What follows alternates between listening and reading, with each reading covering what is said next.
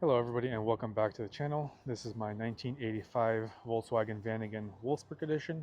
If you've seen my previous video, I did go over all the issues this fan has, and there's quite a bit of them.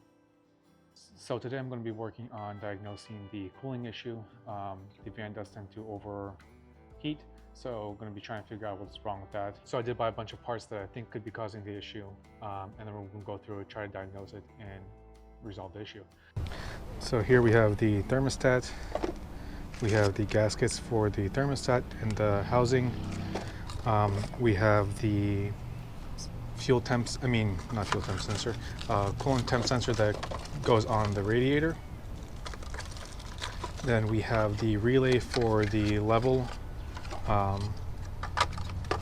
the coolant level. And then in this one we have the actual coolant level sensor that goes into the reservoir. Then we have a bunch of coolant to do the coolant flush. The thermostat housing is right under here, and we'll get to that underneath. And then we have the reservoirs right here and the overflow tank. So the first thing I want to do is test the fans to make sure that they actually work. So this is where that temp sensor goes into the radiator and tells the fans to turn on. So what I have here is maybe just a jumper. I'm going to put it in to make sure that there's power going to the fan and seeing if the high and the low fan works. And that right there is the low fan.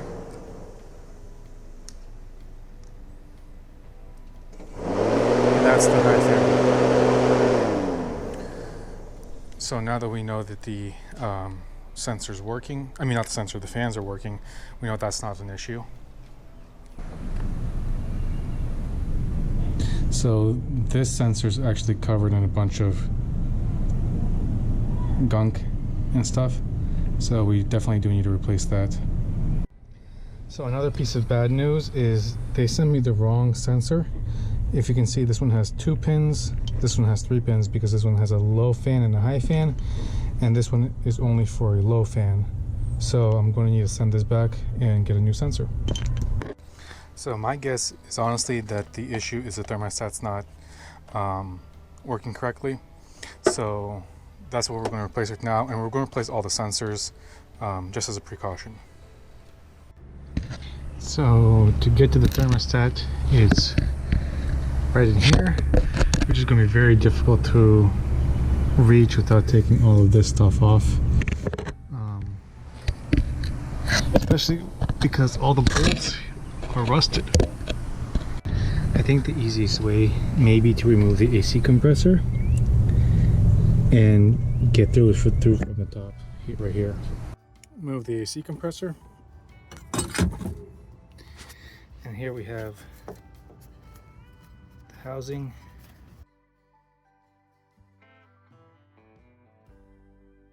So I made a mistake earlier when I said that this sensor was the one that goes into the reservoir. It's not the reservoir. There's a sensor, level sensor right there.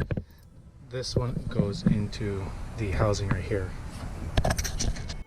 I got this pump at Walmart that helps remove any fluids that you need. For example, it's going to be difficult to disconnect those hoses and it's going to make a mess pouring everywhere. So I'm putting the pump in, and then you just pump it. I'm going to use 2 hands, but you pump it and it'll drain all the coolant out of the reservoir.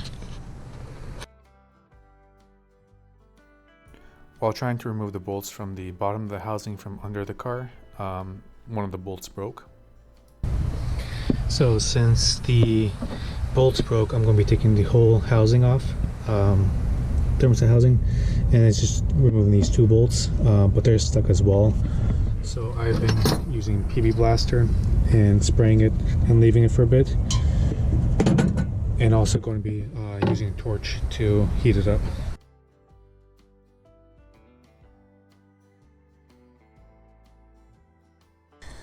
So using fire worked. I was able to get this bolt and this bolt loose, and take off the thermostat housing. I just need to disconnect the hose right here and we should be good.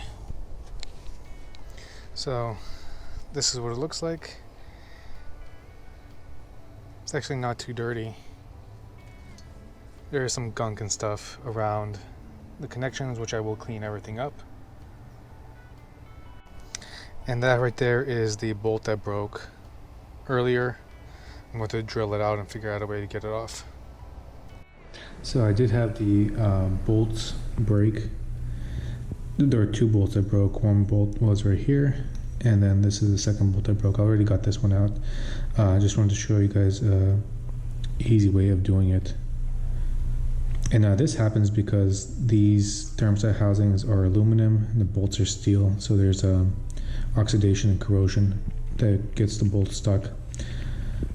So what you're going to need for this is a washer, a nut, and a welder. What you're going to do is put the washer on and tack weld it on to the bolt.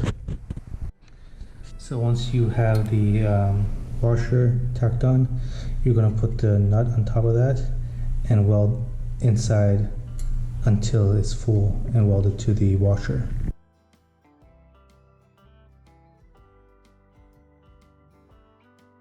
So as you can see, the nut is welded on. It's all red now. Once it cools down, we're going to try to take that bolt out. I'm also going to heat up this section with a torch just to expand the bolt a little and break apart the oxidation that's inside. So I did have to try this 3 different times because these 2 nuts were too small and couldn't get enough weld connected to the bolt. This one worked. As you can see, the bolt at the bottom now is still pretty good, and then came out of here. I find this way easier than using those reverse drills. So I decided to clean off any gunk or buildup that the thermostat housing had. I wanted to get any rust off, whatever it may be, just so it doesn't cause any issues down the line. And while I'm doing this cleaning, I wanted to share a quick Bible verse. In Isaiah chapter 41 verse 10 it says, "So do not fear, for I am with you. Do not be dismayed, for I am your God. I will strengthen you and help you. I will uphold you with my righteous right hand." So I got the thermostat housing put back together. New thermostat in there, new gaskets, new sensors, and new bolts, and we should be good to go. Would also recommend replacing the O-ring on the upper heater hose with a new one.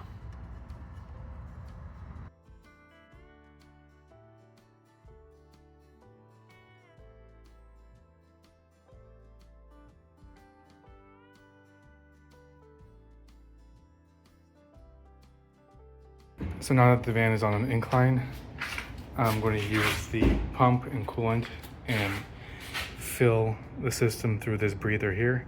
Since the van is on an incline, it can let the air out through this hole. So now I'm just letting the engine run to get the temperature to make sure that it bleeds properly. This isn't coolant, this is all water. I spilled a little bit of coolant, so I washed it all off. But running the motor now to make sure all the sensors and everything works correctly. Engine's still running a little bit rougher than I would like, so I'm going to look into that. So I did end up driving the van around for about 15-20 minutes. I got it up to about like 55 miles an hour. And then I parked the van and had it sitting for about, I think, like 30 to 40 minutes. And both the high fan and the low fan did turn on, and it didn't overheat. So we should be good on that. I did end up replacing all the sensors, checked all the lines, and then bled the coolant. So we should be good. One thing I didn't replace is the relay for the for the coolant level, just because I did test everything out and it seemed to be working. So I decided to leave it in there and keep the new one as a spare until I need to replace it. But yeah, so we should be good. Thank you guys for watching. I hope to see you in the next video. God bless.